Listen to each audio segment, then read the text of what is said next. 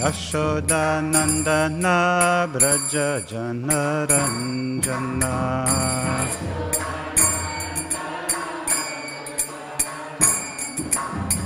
Yamuna Tira Vanachari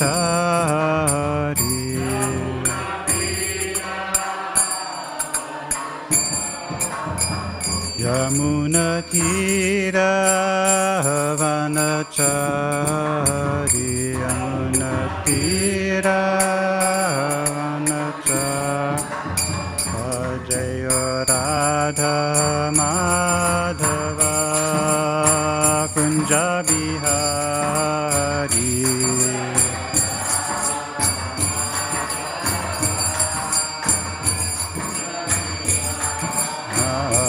Jaya Radha Madhava Kunja Bihari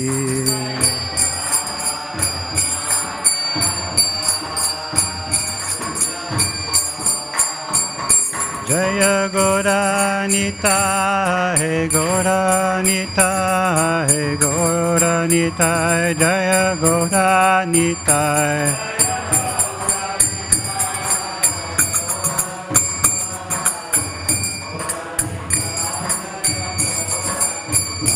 Jaya Jagannatha Jaya Jagannatha Baladeva Jaya Subhadra Nata Jaya Jagannatha Baladeva Jaya Jagannatha Jaya Jagannatha Jagannatha Jaya Jagannatha Jagannatha Jagannatha Jagannatha Jaya Jagannatha Jaya Baladeva Jaya Subhadra Jaya Baladeva Jaya Subhadra Maya Jaya Baladeva Jaya Subhadra Maya Jaya Baladeva Jaya Jaya Radha Vallabha Radha Vallabha Radhe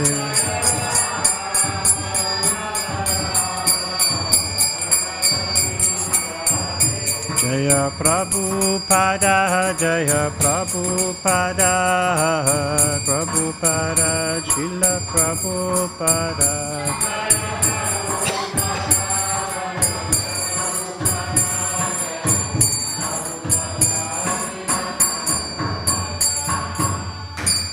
Prabhupada ki, Sri Sri Gauranitai ki jai, Shri Shri Jagannath Lady Subhadra ki jai, Shri Shri Radha Vallabha Bhagavan ki jai, Giriraj Maharaj ki jai, Grantaraj Śrīmad Bhāgavatam ki jai, Go Premanandi, oh glorious assembled devotees, oh glorious assembled devotees, oh glorious assembled devotees, oh glorious Shri Shri Guru and Gauranga, oh glorious Prabhupada.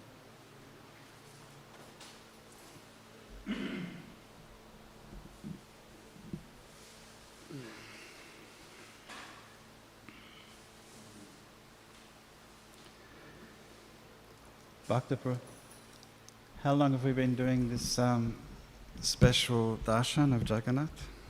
How many years? 10 years. Shows how long we've been out of Melbourne. Beautiful, huh? Lord Balarama has two weapons. The plough and the club, Gada or Mushala. In Dwarka he has, in his Dwarka Lila he especially has his club. And in Braja Lila, the club becomes an implement for agriculture. Instead of smashing the demons, he uses the club for husking the grains, the rice. It's a mushala, it's a type of an agricultural tool, like a plough for ploughing the field, and the mushala for the husking the rice. Dinabandhu Prabhu in Vrindavan, he refers to that as a kind of a pregnant baseball bat, he says. And that's why Balaram, in Braj, they used to have the club, but he said it's not a club for the Braj Leela. It's different, because he has these two agricultural icons or weapons to plough the field. And it's significant, because we plough the field to make the soil fertile, to make the soil loose and soften the soil so that we can put the seed into the soil and the seed will fructify, because we've cultivated the earth. Similarly, Lord Balaram will cultivate our hearts with the plough. He'll get into there and work with the hard heart. He'll loosen the heart, soften the heart, so that the seed of bhakti, bhakti lata, can fructify within the heart. And Lord Balaram, the spiritual master's representation of Lord Balaram, works on that level with the plough. And with the mushla also, he's husking. When we husk the rice, we leave the unwanted part of the rice, and we take the kernel, the rice that we can eat, not the useless part. The useless part is like an anata, something that's got no value. We just throw that away, the husk. So Lord Balaram, he smashes the anatas, crushes the anatas in the heart of the devotees who are surrendered in the mood of servant and the spiritual master, servant and guru. Balaram is the manifestation of guru, and he serves Krishna in all different manners of ways. Lord Balaram, he's the personification of service. He serves Lord Krishna as a bed. He serves Lord Krishna as his paraphernalia, various types of paraphernalia. He serves Krishna as his thread, Brahman thread. He serves in many, many different varieties of ways to protect the Lord. He serves as Balaram. He's the elder brother, protector of Krishna in that particular rasa.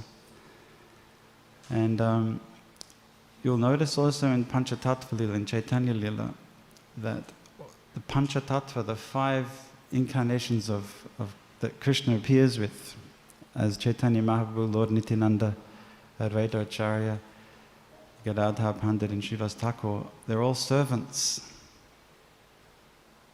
Something that really struck me recently when we were reading the Chaitanya Charitamrita. In the explanation, in the chapter in the Adi Leela of Advaita Acharya, that's dedicated to Advaita Acharya, there Advaita Acharya, he says that he's a bhakta of Chaitanya Mahaprabhu. What is it? Bhakta Ganera. Mahaprabhu Bhakta Ganera. He's a devotee of Chaitanya Mahaprabhu.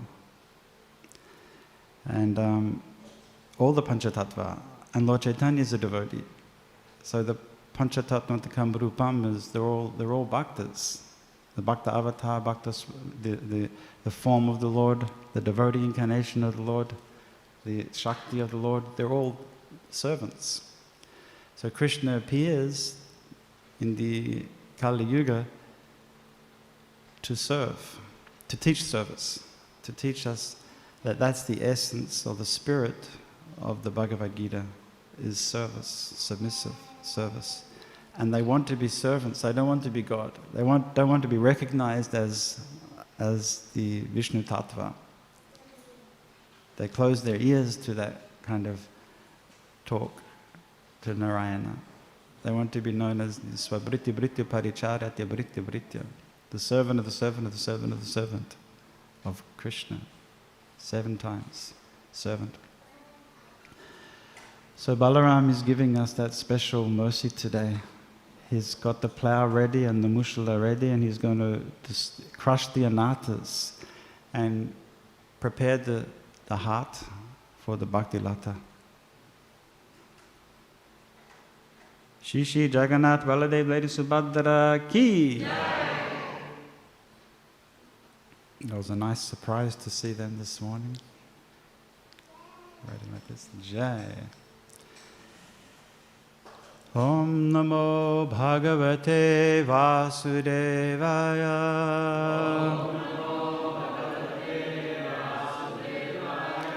Om Namo Bhagavate Vasudevaya.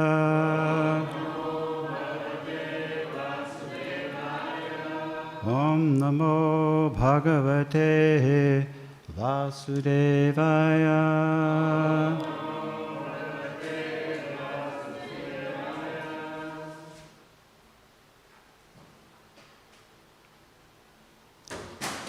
We're reading from Śrīmad Bhāgavatam, Canto 5, Chapter 7, text number 12. It's a very long prose verse today. I think we'll just... Have you been reading the Sanskrit? Yep. Tayetam avidata purusha paricharyaya bhagavati pravadhanamana naruga bharadruta hridaya shaitilya prahasha veganatmani udbidhyamana roma pulaka kulaka otkantya pravritta pranaya bashpa niruda valoka Nayana evam nijarama naruna charanara vindanu dhyana parichitta bhakti yogena paripluta paramahlada gambhira hridaya harada vagadda dishnastam api kriyamanam bhagavat saparyam nasasmara.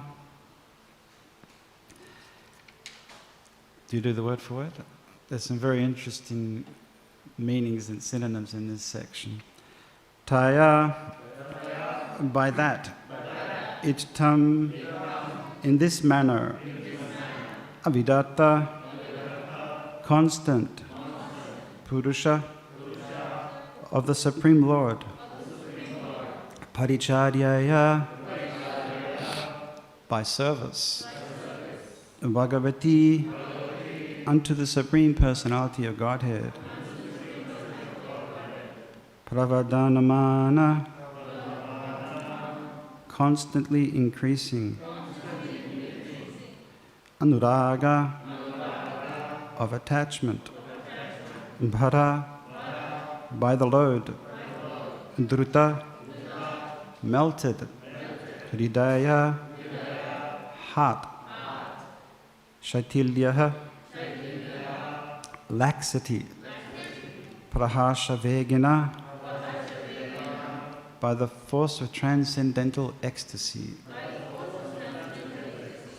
Atmani, in his body.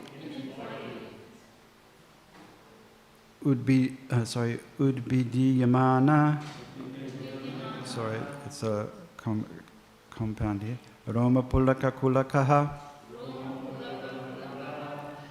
standing of the hair on end. Otkantya, because of intense longing. Pravritta, produced. Pranaya bashpa niruddha avalokanayanaha, awakening of tears of love in the eyes. Obstructing the vision. Evam, thus. Nijaramana aruna charana ravinda, of the Lord's reddish lotus feet. Anudhyana, by meditating. Parichitta, increased. Bhakti yogena, by dint of devotional service. Paripluta, spreading everywhere. Parama, highest. Alladha, of spiritual bliss. Gambhira, very deep. Hridaya Radha,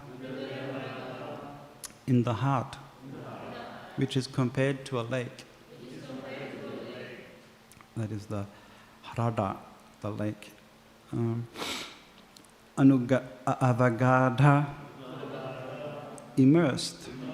Dishnanaha, whose intelligence. Tam, that. Api, although. Kriyamanam, executing. Bhagavat, of the Supreme Personality of Godhead. Sapadyam, the worship. Na, not. Samsmara, remembered. Not remembered. He didn't remember. What didn't he remember? He didn't remember to perform his regulated worship, regulated service. And why he didn't, we'll find out, and we'll discuss that. Translation: the most exalted devotee, Maharaja Bharata, in this way engaged constantly in devotional service of the Lord. Naturally, his love for Vasudeva, Krishna, increased more and more and melted his heart. Consequently, he gradually lost all attachment for regulative duties. The hairs of his body stood on end, and all the ecstatic bodily symptoms were manifest. Tears flowed from his eyes, so much so that he could not see anything. Thus he constantly meditated on the reddish lotus feet of the Lord. At that time his heart, which was like a lake, was filled with the water of ecstatic love. When his mind was immersed in that lake, he even forgot the regulated service of the Lord.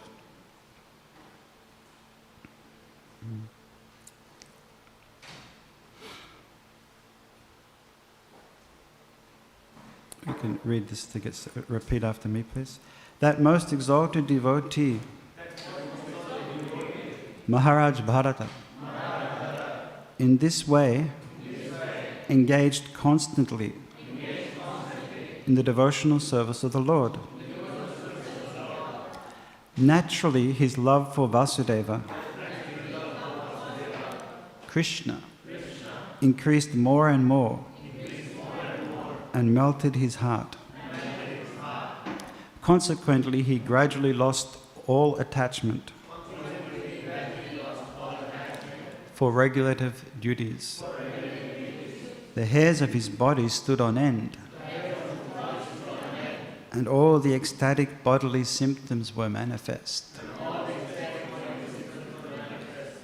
Tears flowed from his eyes, so much so that he could not see anything. Thus he constantly meditated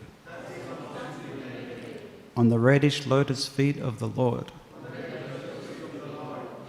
At that time, his heart, which was like a lake, was filled with the water of ecstatic love.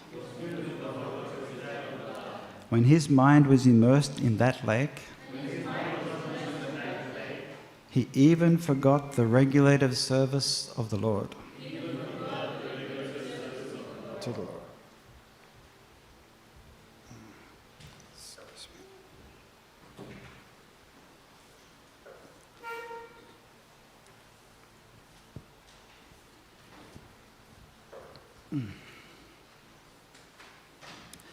Srila Prabhupada's purport. When one is actually advanced in ecstatic love for Krishna, 8 transcendental blissful symptoms are manifest in the body. Those are the symptoms of perfection, arising from loving service to the Supreme Personality of Godhead. Since Maharaj Bharata was constantly engaged in devotional service, all the symptoms of ecstatic love were manifest in his body. Om Jnanatimirandasya Jnananjana Shalakaya Chakshur Militam Yena Tasmai Sri Gurave Namaha Sri Chaitanya Manobhistam Stapitam Yena Bhutale Swayam Rupa Kadamayam Darati Swaparantikam Namasrishna Manumapi Sachiputramatra Swarupam Rupam Tasya Garajam Urupurim Maturingo Savritim Radha Kundigirivara Mahoradi Kamaravasam Praptoya Sapratita Kripaya Sri Gurum Tam Natosmi.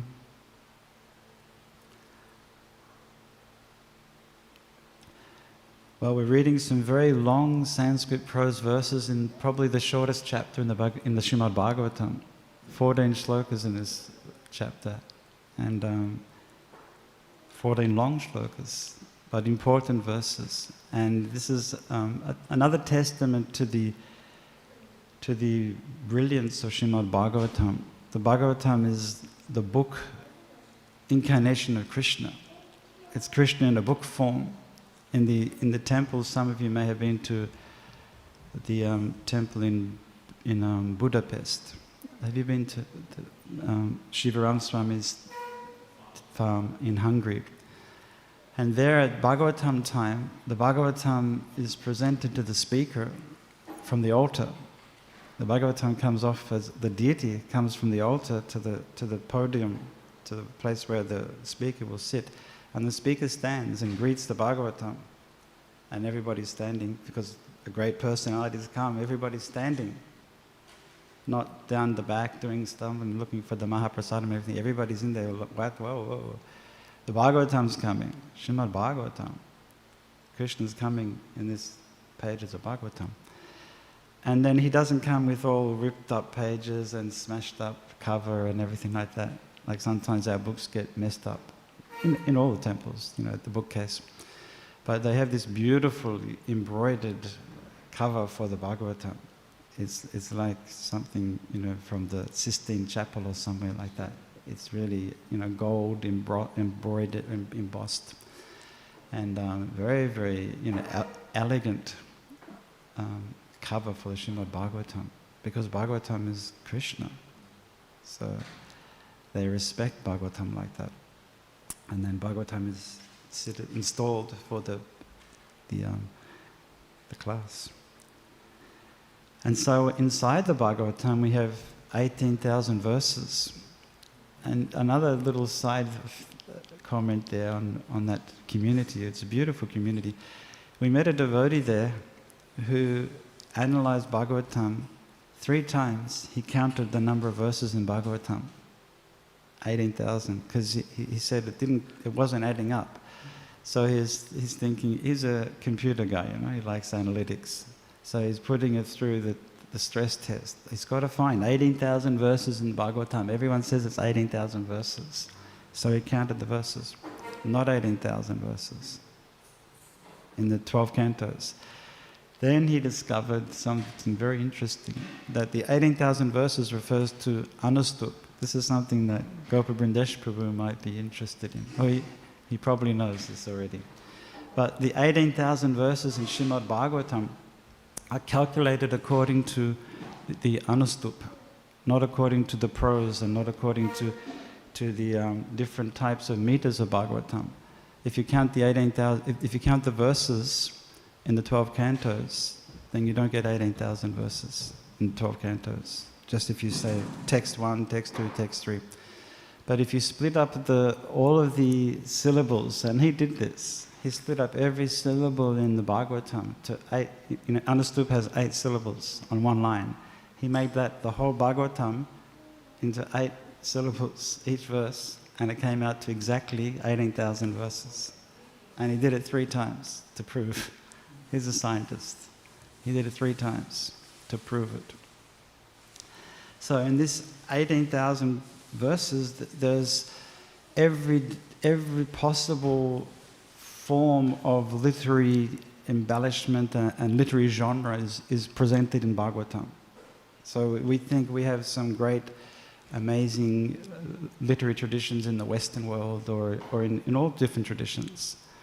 But they all derive their form and their understanding and the skill of writing based on Bhagavatam, based on the Vedic literature.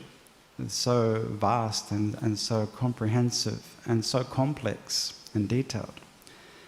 And indeed, we have our 16th century geniuses, literary geniuses, the Goswamis, the 6 Goswamis, who took the Śrīmad Bhāgavatam and took this Vedic literature, and they analyzed it and presented it in so many detailed, fine ways in all varieties of genres. Rupa Goswami was not just a brilliant author and a poet and a philosopher, but he was an artist and he was a sculptor.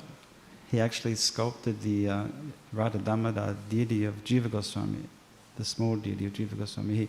He crafted that deity. He was a sculptor, and he was a brilliant painter, and he was a physician. He was brilliant in every field of knowledge. So the Goswamis are extraordinary living entities, empowered living entities, eternal associates of the Lord. And they're presenting to us this deep philosophical understanding of Srimad Bhagavatam and the Vedic literatures, and providing us with the essence so that in this Kali Yuga we have the capacity to understand, because it's too complex.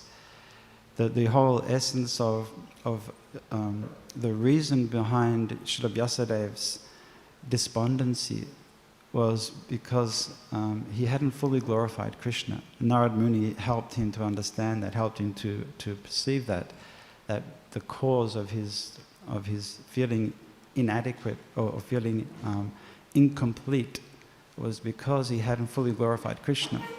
And he'd done such great work in dividing the Vedas. The Vedas were far too complex.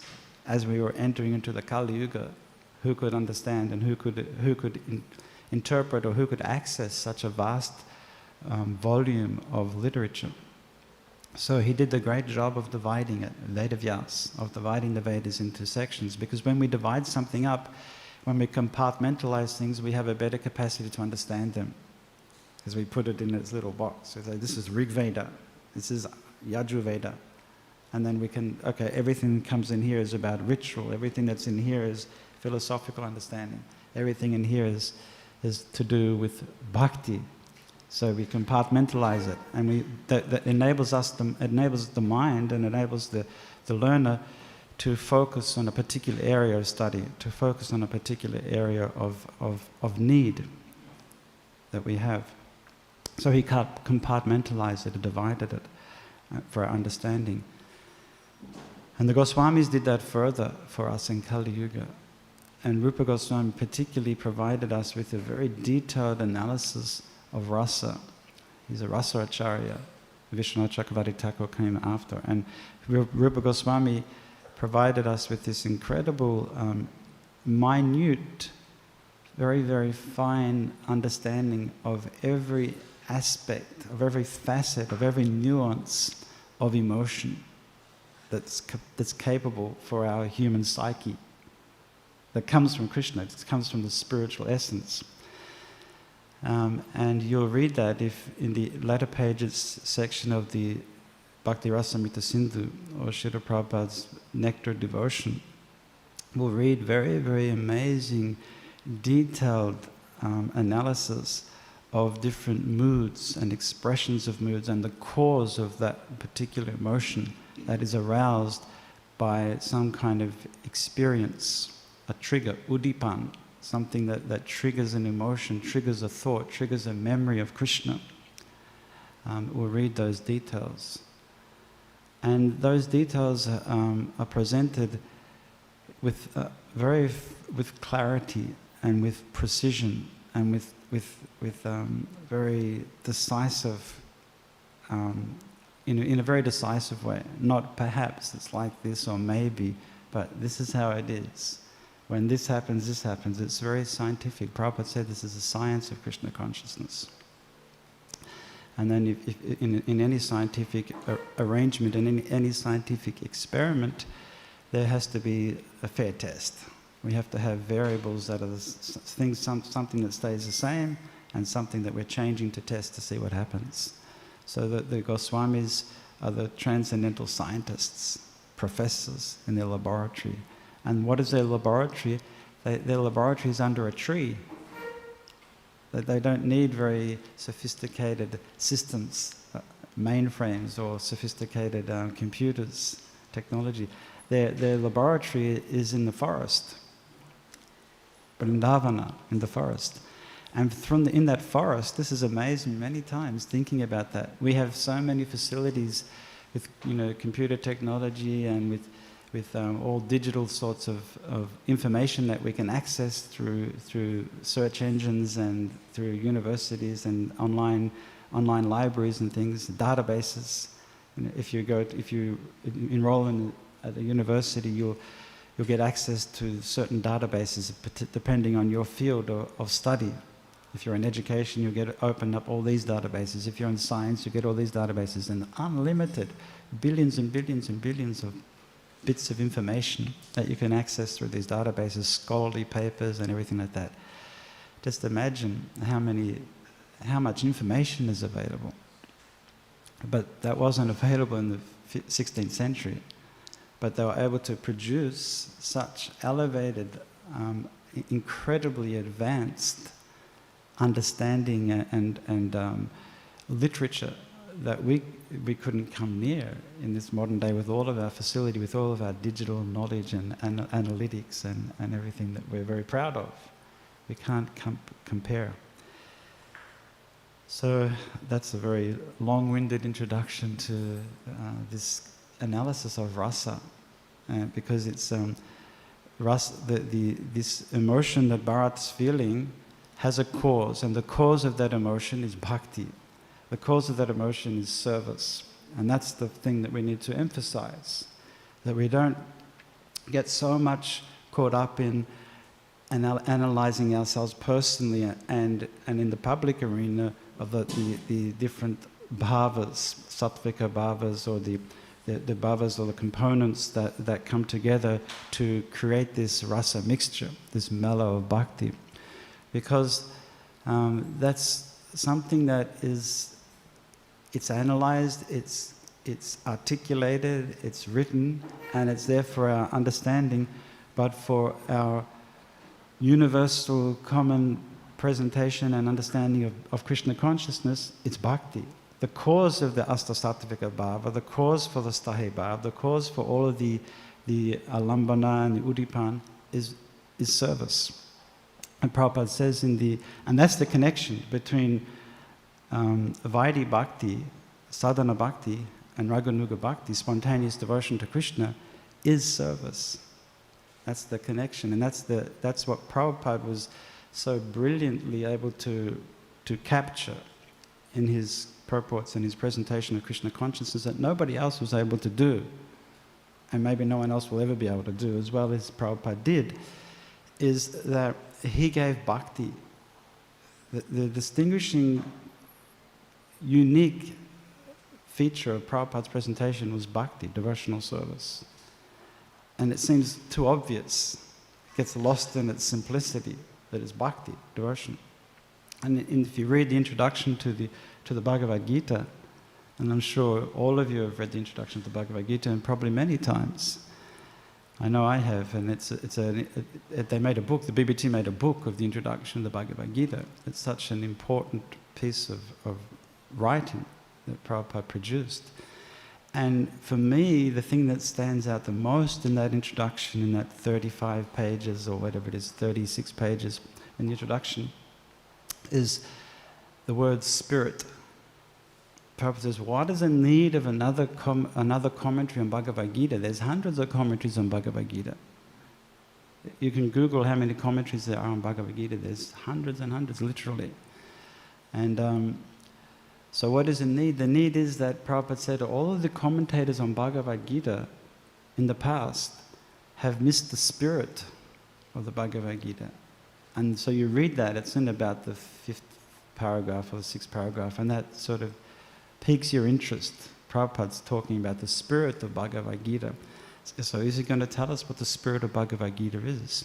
And he mentions the word spirit 4 or 5, 6 times in that introduction. So it's really important, it's the essence. And Prabhupada says the spirit of the Bhagavad Gita is submissiveness. The spirit of the Bhagavad Gita is seva. That's what they failed to understand. And Bhagavad Gita as it is inspired so many people to become devotees because of that understanding, seva. And in every other commentary, and even Gaudiya, even other Vaishnava commentaries, Ramanuja Sampradaya or Madhva Sampradaya, Gitas that have been in our libraries much before Bhagavad Gita as it is, here in Melbourne and all over the world, these commentaries. But we never received from them, either academically, intellectually, we never received from them the idea, it's bhakti. Bhakti means service. Bhakti means we do something practical. And that's what Prabhupada gave us. 24 hours a day service, he said. Famous for saying that, to engage us 24 hours in service in Panchanga Bhakti. And that's the essence of higher levels of understanding rasa. We come to rasa tattva through bhakti, through the purification of the heart, ceto dapana marjanam. The dirt in the heart is cleansed by Lord Balaram's plough and his club. He's crushing the anathas and he's tilling the soil, the field, for the seed of bhakti lata to be planted through service. Service is the cultivation. Prabhupada used the term cultivation. Devotional service is a cultivation. So we're cultivating our relationship with Krishna, we're cultivating our heart, where Krishna will come and manifest in the heart.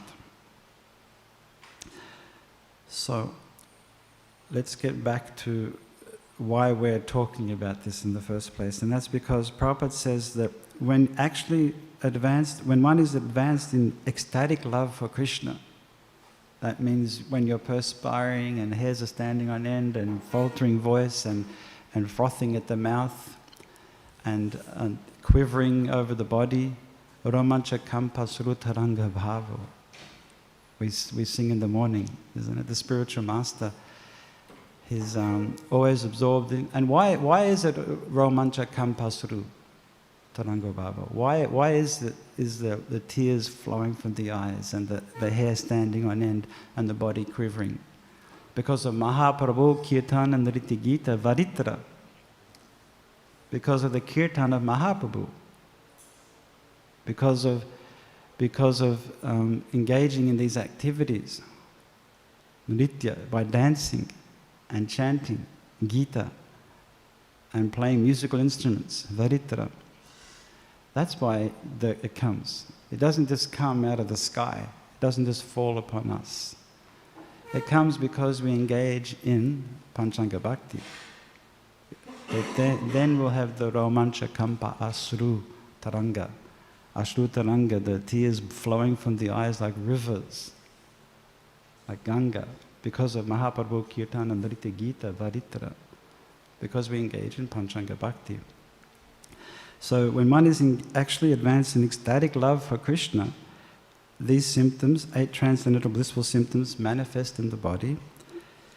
Those are the symptoms of perfection arising from loving service to the Supreme Personality of Godhead. So they're the symptoms. What's the cause of the symptom? The cause of the symptom is loving service. And we have so much facility, particularly here in Melbourne, but all over the world, we have so much facility to engage in loving service to the Supreme Personality of Godhead as sadhakas in this process of Panchanga Bhakti ultimately to come to this platform of loving service. And when we do come to that platform, it's interesting. You would think first when you're reading this that okay, he's absorbed in loving service, then he's giving up all attachment for material activities. That's what I was thinking will come next, right? Like in the pastime of Sudama Vipra, at the beginning of the chapter, the invocation of the chapter verse says that those who understand the essence of life, Visheshagno, they will not give up the Uttama Shloka Katha. They'll never give up hearing about chapter Krishna because they understand the essence. And Vishana Kamamaganai, those who are free from, the translation is disgusted, those who are disgusted with the path of karma, of lust, of sense gratification, they'll never give it up. The question, the rhetorical question was asked, who will give it up? They won't give it up. If you have this understanding of the essence of life, you can't give up Krishna Bhakti. Can't leave that aside. If you are disgusted with the path of sense gratification, you can't give up bhakti. But here it's not saying that. It says here, he gave up regular principles, regular service to Krishna, the service, the Mangalati, and the doing the arti. He gave that up. So no question of material attachment or association with sense gratification, but giving up that process. Now we can't prematurely do that. But we see many examples of it in that sort of spontaneity that appears in the heart through the cultivation of loving service. We read recently in the 10th canto of the Bhagavatam where Krishna is coming to Indraprastha for the Rajasuya sacrifice. He was invited by Yudhisthira Maharaj. And Yudhisthira Maharaj wants to perform this very special sacrifice, the Rajasuya sacrifice that very few emperors could perform, because the whole universe, everybody has to come under his rule, subjugation. He's the emperor, approves. And he wanted to do that. It's many explanations given for why he wanted to do this. It wasn't for a personal aggrandizement. It wasn't for personal position or power or glory. It was for Krishna. And it's a great example of having the capacity, the amazing capacity that Yudhisthira Maharaj had for influencing and for setting example and for Ishvara Bhav with real protection and not exploitation. Ishvara Bhav with that controlling propensity or capacity that he had to give shelter and to give knowledge and to give protection and not to exploit the citizens, his family members. The king is the father, right? Not to exploit his family members, but to give them everything with love and affection of a father. So he didn't do that for his own personal position. Yudhisthira Maharaj called the Rajasuya sacrifice so that Krishna could be glorified. That everybody, all the leaders from the universe will come here. The demigod, everybody will come to this Rajasuya sacrifice. And in that Rajasuya sacrifice, Krishna will receive the first offering of the yajna. After the yajna, Krishna will be given.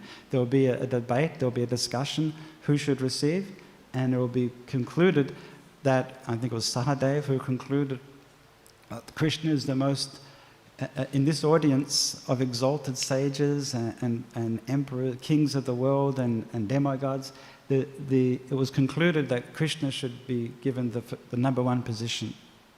And of course not everybody agreed, particularly Shishupal. He wasn't too happy with that decision of Sahadev. But nevertheless, everybody else practically agrees, right? Yes, Krishna is the supreme. Krishna is the one who should get this first offering. Even though he may not have materially, he might not be in that position. So Yudhisthira Maharaj, when Krishna came to Indraprastha, first of all, he couldn't say anything. He was dumbfounded to see Krishna. Spontaneously he was thinking that here is the object of his love and affection and worship, and that he hasn't seen Krishna for such a long time, that he just spontaneously embraces Krishna. He embraces the Lord, and then after he does he's senior, so he will keep it that way, but he embraced him and then glorifies him and offers him a nice seat and things like that. But he couldn't offer any proper, maybe other kind of worship or anything like that, because he became overwhelmed with his ecstatic just to see Krishna. There's one of the devotee remembrances. Sometimes, or oftentimes, we listen to these devotee remembrances, And it's a great way to develop your attachment for Srila Prabhupada and understanding of the greatness of Prabhupada and also of Prabhupada's disciples, getting to know his disciples through their recollection or their connection with Srila Prabhupada. And there was one devotee, I tried to remember his name, I couldn't remember his name, but I remember vividly what he said about Prabhupada. He was a temple president in America, North America somewhere, and Prabhupada was coming. And so all hundreds of devotees at the airport to greet Srila Prabhupada. And when Prabhupada came to the airport, it came out of the airport, he was driving. So he got out of the car and opened the door and he saw Prabhupada for the first time. And he went up and hugged the Prabhupada. He just hugged him and everyone was like, whoa, you don't hug your guru, like that. Prabhupada. But he just hugged him because he said when he saw him, he just felt so much, wow, he's my father, my spiritual father. And he spontaneously hugged him. So in this mood of the devotees will transgress the rules and regulations of etiquette or of service out of spontaneous attraction. And there's no offense there. And Prabhupada didn't say, you can't hug me on the guru, Don't hug. No hugs. But he accepted it because out of affection. In the same way he did with Mr. Seti. If you read in the Prabhupada Lilamrita, those of you, everybody here studies Prabhupada Lilamrita, I know. Because you have to study Prabhupada Lilamrita to take shelter and to get into a Bhakti Shastri degree or whatever. So you have to study Prabhupada Lilamrita. And it's not like it's not like a chore, it's a punishment, but it's a pleasure, right? I get to study Prabhupada Lilamrita. I get to do it. I don't have to do it. I get to, and I relish to do it. The Prabhupada Lilamrita. And in there you'll read about Mr. Seti. And Mr. Seti is, and I've heard him speak this pastime personally about Prabhupada. It's an amazing pastime. He was the man who helped to save Radharasa Bihari's temple in Juhu. And the authorities were trying to shut down the temple and everything like that. And there was, Mr. Seti was walking past one day. And then he saw one American Mataji offering full dandavats in front of Radharasa Bihari, and the policemen with their lati and everything like that ready to smash down the tin shed of Rasa Bihari at the front of the Juhu temple. And she was stopping them by doing full dandavats. And he saw that from the road. And he went to find out what was happening. He's a very influential person, a big contractor in the building industry. So from that time when he saw that devotion of this Western devotee lying down in front of these policemen ready to smash down the hut, that he thought, well, something special about this person, something's going on here in this temple.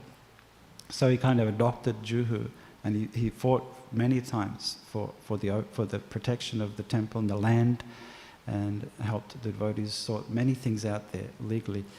And Prabhupada was very fond of this Mr. Seti because he was doing so much service. And he took up he was building the beautiful guest house that we still have there in Juhu. He was a person who was commissioned to build that. And he wasn't just a very wealthy kind of CEO of a company, but he got down there with the bricks and mortar and the cement and stuff like that. And he was on site. And he was making sure that nothing went the wrong way and everything went the right way. And for Krishna, it was Radharasa Bihari's. It was his service to Prabhupada, Mr. Seti. So one day he had finished a long day at work at Juhu, and he was all covered in cement dust and all dust. He was dirty from 12, 14 hours on the site. You can imagine, right? Been out all day. And they just done a big concrete pour and everything like that. So he's thinking, but I can't leave without seeing Prabhupada. First he thought, I have to go and see Prabhupada. Then he said, no, I can't go and see Prabhupada because look at me. I've got cement dust all over me and I'm filthy and I stink like anything. So I can't go and see Prabhupada. But then he said, but I can't leave the property without saying, without acknowledging Prabhupada. Prabhupada's here and it's his property, it's his mission. So he went there. He went up to see Prabhupada like this, and Prabhupada was really, welcomed him and was very happy to see him. And Prabhupada asked him, when he saw him, he said, Mr. Seti ji, you're building this temple for Krishna and for the devotees. You're making a house for the devotees here, the guest house so the devotees can live and be comfortable. He said, yes, Srila Prabhupada. And he said, and you'll have, Krishna will build a house for you in Goloka Vrindavan. And Seti said, no, Prabhupada, it's impossible. I don't follow like this. You guys, I'm not like a sadhika like you Vaishnavas. How can I go to Goloka Vrindavan? It's not in Prabhupada said, I'll make sure that Krishna builds a house for you in Goloka Vrindavan because you're making this house for the devotees. So Setiji was obviously, and he told that story on a number of occasions in public meetings in ISKCON to demonstrate his love for Prabhupada and how Prabhupada has this incredible reciprocation with anybody who serves in his mission, anybody who connects with Srila Prabhupada and his mission is benefit unlimitedly. Even if he's not performing, it doesn't appear to be externally to be performing the sadhana that we're performing, that we're trying to perform, chanting 16 rounds and waking up early. So spontaneously he went there, and spontaneously we'll often, at higher levels, we'll disregard the regulator principles. But that's not for now. For now, it's seva. For now, it's not wasting time. The Astasattvika bhavs that manifest in an advanced devotee who's experiencing high levels of Krishna consciousness, whose heart's melted. In the Chaitanya Charitamrita, there's a beautiful verse that talks about the softness of the heart that comes from this Shuddha Sattva Visheshatma. That Shuddha Sattva Visheshatma is the softness comes from performing devotional service in transcendental state of goodness, pure goodness, Shuddha Sattva Visheshatma. When we perform that bhakti in pure goodness, then chitta means the consciousness. It becomes melted, softened, it says. And the word is masrinya, chitta masrinya in that verse from the Nectar Devotion. It's quoted in the Chaitanya Charitamrita. And there, that's the beginning of understanding, or the beginning of the introduction to bhava. What is bhava? Bhava is when we've performed our bhakti in pure devotional service. And the heart is softened. And when the heart is softened, we're ready to receive Krishna. And then we begin. It said it's like a Surya Amsu. It's like a ray of the sun. Prema Surya Amsu. It's a ray of the sun. It's not the sun. It's not full-blown prema, but it's a ray of the sun.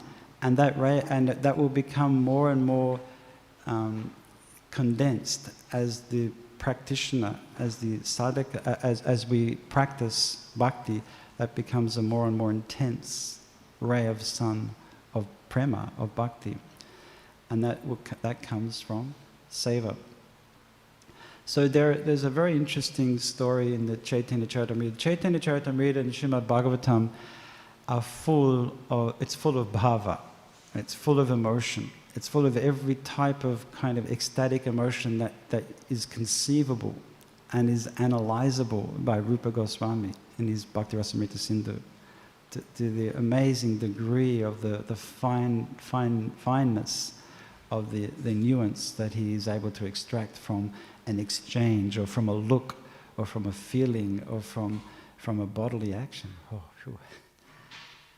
Thank you, Prabhu. That engine room in there was like pretty intense. In the Chaitanya Charitamrita, we hear an amazing amount of description of Lord Chaitanya's ecstasy and his bhav that he feels through separation from Krishna, isn't it? And even in the early stages of the Sankirtan movement, when Lord Chaitanya came back from Gaya and he started to exhibit different symptoms, and all his family members and local residents were thinking that he had a wind disorder, or he had some kind of material disease, and they were getting all the kavis in and the doctors and everybody to examine him, but they couldn't find what the cause of this disease was. And who found the cause of the disease? Srivas Thakur. Srivas Thakur came and he analyzed the disease and he said, this is a disease that I want to catch. I want to be contaminated by this disease. And he told Mother Sachi not to worry, don't be concerned for this disease. This disease is love of Godhead. This is not epilepsy. When he's going through this, he's not having an epileptic fit. He's having a seizure of love of Godhead. He's completely absorbed. And sometimes it described he was there for days. Chaitanya. Sometimes he would go into this ecstasy for days and days. And Lord Nityananda, when Lord Nityananda and Lord Chaitanya first met, then they manifest many symptoms that are described here in this Astasatvika Bhavs. And when he went to Jagannath Puri, we know he collapsed and he was taken to the house of Sarvabhauma Bhattacharya, and devotees not understanding what was going wrong with him. But Sarvabhauma Bhattacharya could understand that these were Astika Bhavs, the Sattvika Bhavs. But in the Chaitanya Bhagavat, we hear a story of Haridas Thakur. And Haridas Thakur he came across this snake charmer, and the snake charmer was doing a special kind of a dance. And he was describing the Leela, Kaliya Leela, the pastime of Lord Krishna dancing on the hoods of Kaliya, subduing Kaliya. And Haridas Thakur, when he heard this description of his Lord, of Krishna, dancing and subduing Kaliya, and doing this incredible dance on this moving stage of the hoods of Kaliya, he was completely captivated, and he was rolling on the ground in ecstasy. And he manifested these different bhavs, sweating, perspiring, and frothing at the mouth, and his hair was standing on end. And everybody, and the snake charmer himself, who was doing the dance and he was doing the performance, he stood back, and he was offering respect to Haridas. Thought, whoa, this is the real thing, you know. He's really in the bhav of Krishna consciousness, because he can't bear to hear about the pastime of Krishna. And there was one envious Brahmin in the crowd, and he thought, look, Haridas Thakur, who is this guy? He's a Muslim. He doesn't have any, you know, I'm a Brahmin. I've been born in a Brahmana family. I trace my lineage back to Kasyapa Muni. You know, I'm it, you know. I'm an exalted Brahmana, and Haridas Thakur is a Muslim guy. He's rolling on the ground, and everybody's giving him respect, thinking he's great. So then when Haridas Thakur left, the charmer started doing his dance again and doing more performance. And the Brahmana thought, now it's my turn, you know. So he's rolling on the ground, rolling and screaming and yelling like this. And then everyone's going, what? What's this guy doing, you know? And then the snake charmer beat him with a stick. So get out, you know. And then the devotees are thinking, man, he just beat a Brahmana with a stick. How do you beat this Brahmana? What did you beat his Brahmana for? And he said, this Brahmana, he's not the real thing. He's envious. He's an imitator. He doesn't have. That's not coming from the heart. These astasaka, all of these symptoms of bhav can be you can pretend. You can exhibit them. Somebody can shiver. Somebody can make their mouth froth. Somebody can make their hair stand on end. Somebody can roll on the ground. Sometimes in Vrindavan and Kirtans in the early days particularly, we used to see a lot of people rolling on the ground in front of Radha Shamsundar. Rolling everywhere, right? So those things can be, you can do those things, but they're not necessarily an indication of the purity of the heart. You can fake those things, right? But you can't fake real bhakti. Like Haridas Thakur, you can't, that's not a fake, because it's just spontaneously arouses, and people can understand. When it's genuine, people understand. And when it's not genuine, then people can understand and kick you in the head with it, because you're not genuine. But so Rupa Goswami says, all right, if these symptoms can be faked, if somebody can fake these symptoms, then what are some symptoms that we can have that are solid? What are some symptoms that we can have, some characteristics of somebody who's advancing in bhakti that can't be faked? And he gives those in the Nectar Devotion. Prabhupada gives those. Prabhupada quotes them in the Śrīmad Bhāgavatam in a couple of purports and in the Nectar Devotion. So I wanted to finish up with those symptoms. We don't have time to really analyze the symptoms, but let's hear the list of the symptoms that are not fakeable. You can't. These things are symptoms of somebody, characteristics of somebody who's genuinely developing their Krishna consciousness and who's preparing the heart for Krishna to manifest. The first one is avyata kalatvam. Number one. Avyata kalatvam means he doesn't waste a moment in Krishna service. No spacing out, Prabhu. We don't waste any time in the day. The 24 hours are precious. Every moment's precious for a devotee who's in this bhava stage. For us, not so precious. But when we advance, we won't want to waste any time in Krishna service. We have this golden opportunity to do some service for Krishna. We're not going to sleep. We're not going to let the eyelids go down. We're not going to blink because we got the opportunity. That's avyata kalatvam. And Prabhupada said in the Ratha Yatra, in first Ratha Yatra, not first Ratha Yatra, but in one of the Ratha Yatra lectures, and he made some beautiful lectures in Ratha Yatras, if you listen to them. One of them, he says, the purpose for Ratha Yatra, he gave two different explanations. One esoteric explanation of Radha and Krishna, separation and reunion. And then he said, the reason why we're doing this Ratha Yatra festival is so that devotees can engage 24 hours in service to Krishna. Because when it's Ratha Yatra time, you don't sleep, right? You got to build those carts. When it's Mumba time, Bhaktapur, you're not sleeping, right? In the Mumba, we used to have this Mumba procession in Melbourne, and we made these, Bhaktapur and Dhanvantaripu and devotees made these incredible carts. You've probably seen pictures of them. And for years we did them. Ram, I remember the beautiful Ram one. I was a monkey. I was in a monkey suit and it was boiling hot. In Moomba's in March or something, right? Really hot. And Atul and myself and a few other devoted brahmacharis, we were running around as monkey suits, with big tails, and Hanuman. And Shanti was Ram or Lakshman or something. Ram, Lakshman. And Chandrakoti was on the float playing a veena or something. It was an amazing float. Some of the floats that we did. But you don't sleep during that time. When you're organising these big festivals, when Janmashtami time, you guys are not sleeping. I know. You can't sleep. There's too much going on. And we've got to be up till 12 o'clock anyway. But you just can't sleep because there's too much happening for days. That's when we get a taste. We get a little taste for what it means to be avyarta kalatvam, not wasting any time. The countdown's on. I remember when we opened the temple, the new temple in Auckland, 2004. The build-up to that opening was very intense, right? For the devotees that were there, and Pavada Muni Prabhu, who's done so much service. He's passed away a few years ago.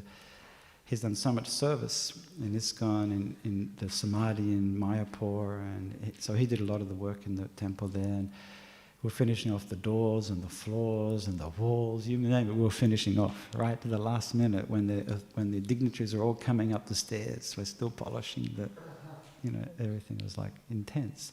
So you don't sleep for days before that because it's just too intense, right? Just when the devotees putting together Chaitanya Charitamrita Marathon, they weren't sleeping, or they were sleeping very little. That's a full absorption, and that's a little window into that, the reality of bhakti, that it's continuous, it doesn't stop. The second one is perseverance, kshantir. You'll hear that in the Bhagavad Gita as a quality of Krishna. Kshanti rajavam evacha. Means that in there it might be tolerance. To tolerate everything, to tolerate anything that comes your way. No matter what it is, we're going to stick at this because we're doing this for a higher purpose. This is not for my personal sense gratification, it's for my purification, and it's for Prabhupada's glory, right? We're engaging in this service to be as transparent, as mediums for Prabhupada, that we can give Prabhupada's mercy to as many people as we can. And because we have that conviction and that connection with Prabhupada, we're able to become, to persevere, to tolerate all the things that go on in our lives, to put them aside for a higher purpose. The third one is virakti. It means detachment, completely detached from material. And the only way to become detached from material sense gratification is to become attached to Krishna. And Prabhupada says many times that either you have asakti for Krishna or you have asakti for Maya. He says, Maya Swaha, so many soldiers to Vietnam War, Swaha, you know that lecture? Beautiful lecture, Prabhupada. He's talking from the Maya Saktamana Partha Yogam Yunjam Marashraya, verse 7.1. Prabhupada lectured on that more than any other verse in Bhagavad, in Gita. And in one lecture he says, he's talking about asakti, and he's analyzing, giving many examples of asakti. How you either have asakti for your dog, or you have attachment for a dog, or you have attachment for God. And either wherever your asakti is, your attachment, that's where you do your swaha, that's where you do your offering. So, attachment to Krishna, virakti, detachment. And manasunyata means free from pride, pridelessness. I put this pridelessness put it into Word, Microsoft Word, and see what the spell checker does to it. It's quite entertaining. It says pridelessness, and then it does autocorrect to pricelessness. It just doesn't get. Pridelessness is not a word in the dictionary. And there's many things like that in Prabhupada's vernacular that they don't come up in Microsoft Word, or in any editors for that matter. So pridelessness mana is an interesting word. In the Māori language, the native New Zealand people, they have this word mana also. This is mana sunyata, become free from pride. In Māori language, it means position. If you have mana, you have authority.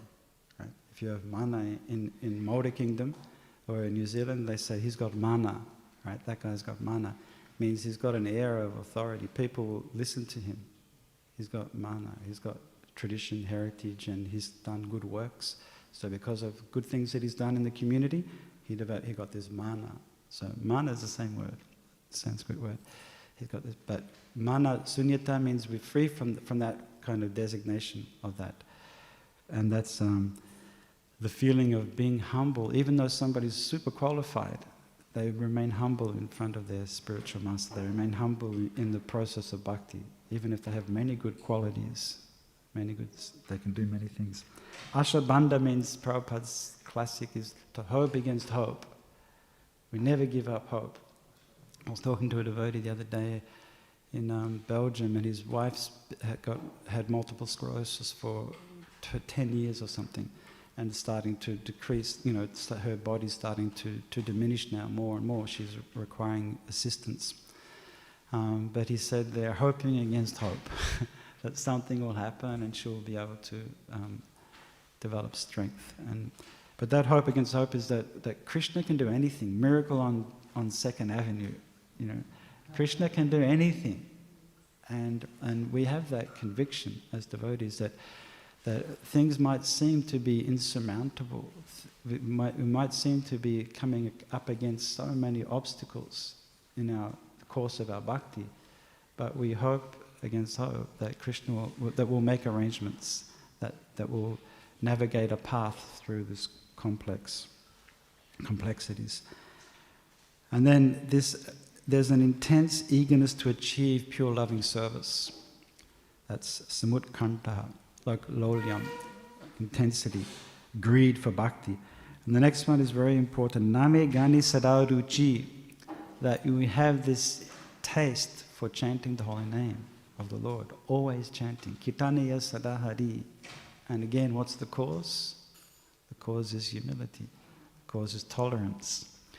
To get that namagani sadaruchi, we have to have those qualities of trinarapi sunichina tarorapi suhishnana. We have to develop that quality. And the devotees, as we advance, we realize that the quality of our chanting is the most important thing in our lives, and the quality of our chanting is the most... We get to chant the holy name of the Lord, and we start to increase our attachment for that, for the chanting, and make arrangements for that, and to increase that chanting.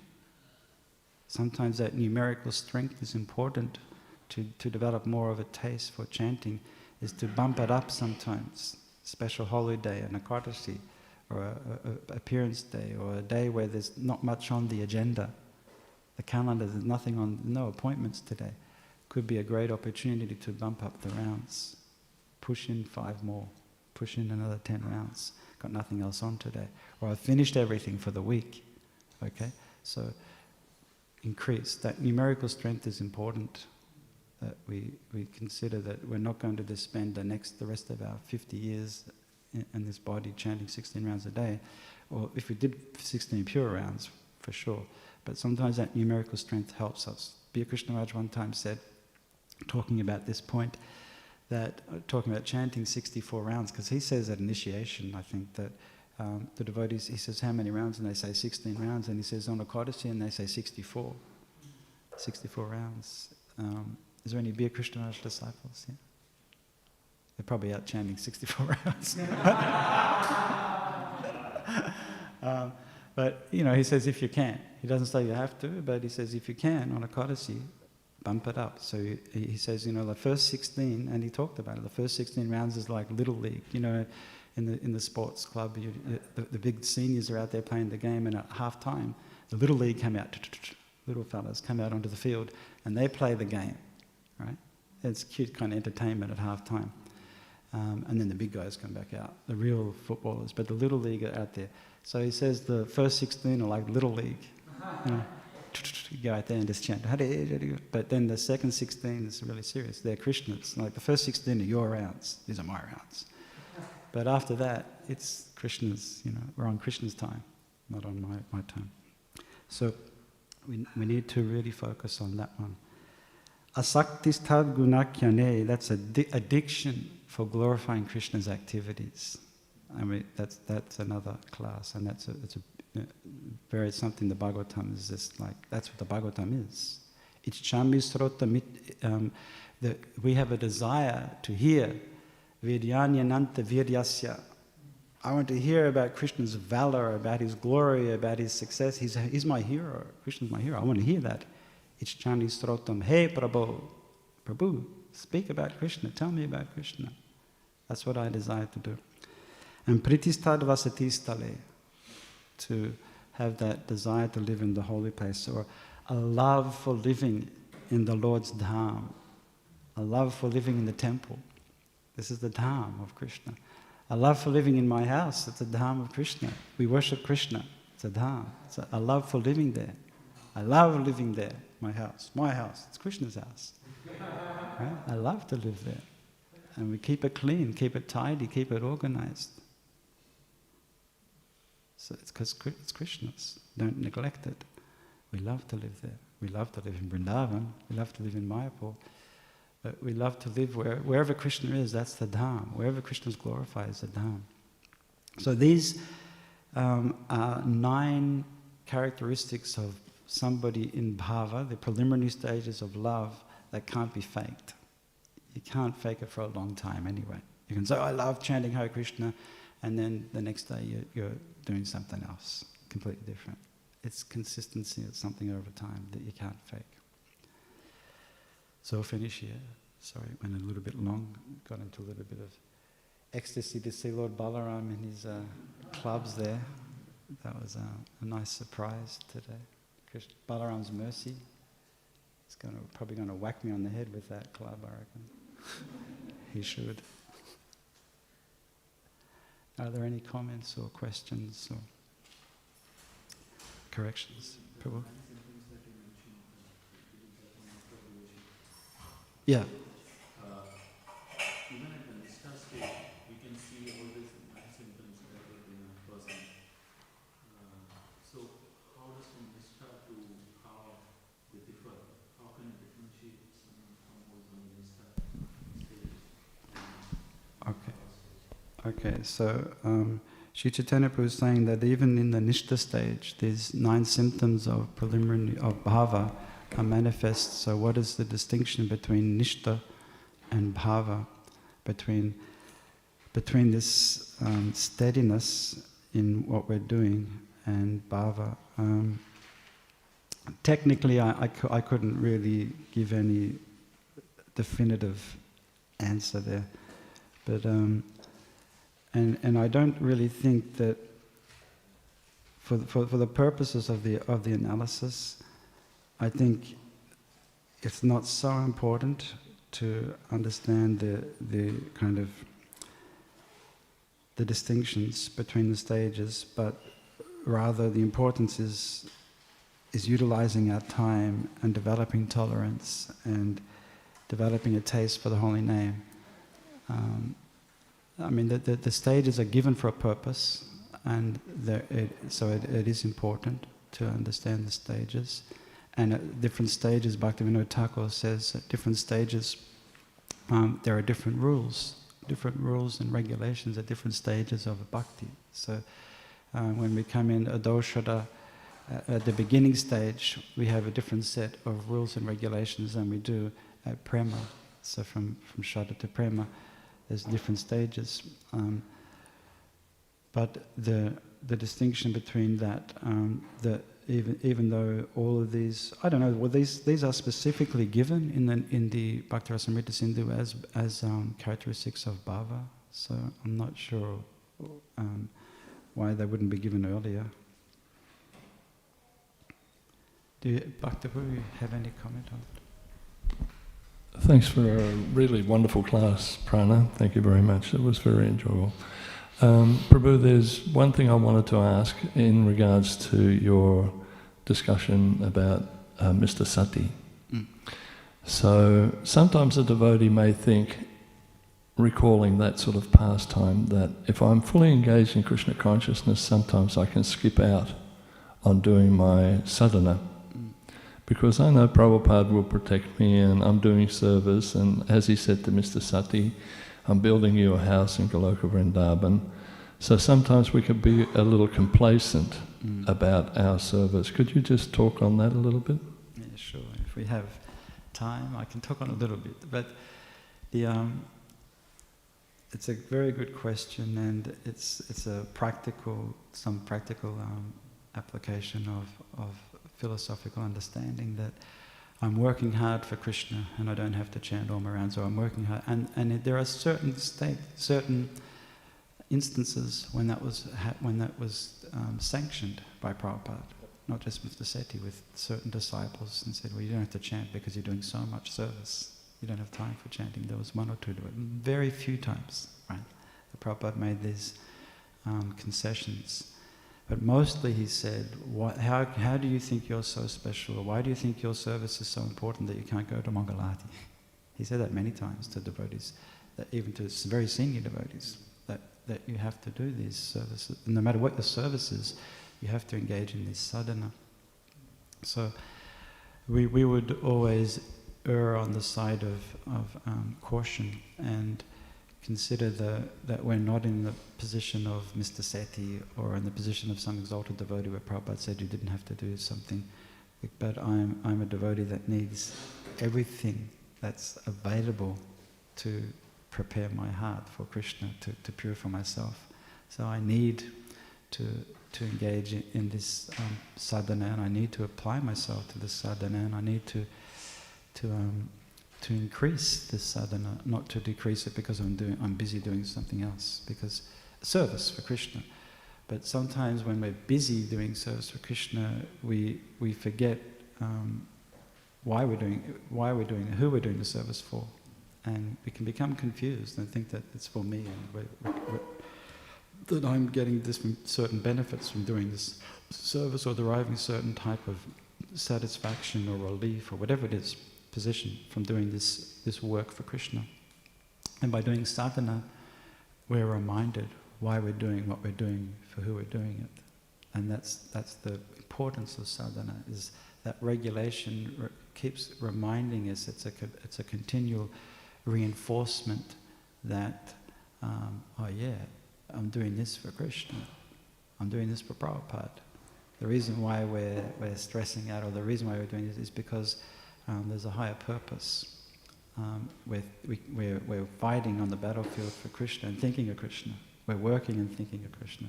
So we're able to do that through application of our sadhana. Yes. Hare Krishna Prabhu. So we have Mahaprabhu's instruction, which is Trinadapi Sunijena. And for people progressing in Krishna consciousness, it's somewhat hard to embrace that instruction, or to even think that, oh, this will be my future position. Like, how can we be enthusiastic about it? How can we be enthusiastic about reaching that goal of Trinadapi Sunijena? It's not very encouraging for sadhakas to think that that's the way I have to go. It's how do we develop enthusiasm for the process of, for the goal of becoming Trinadapi? It's really it is a goal, but it's the means. It's the process. It's a quality. It's interesting when we talk about qualities and values of devotees. They're intrinsic. They're in the soul.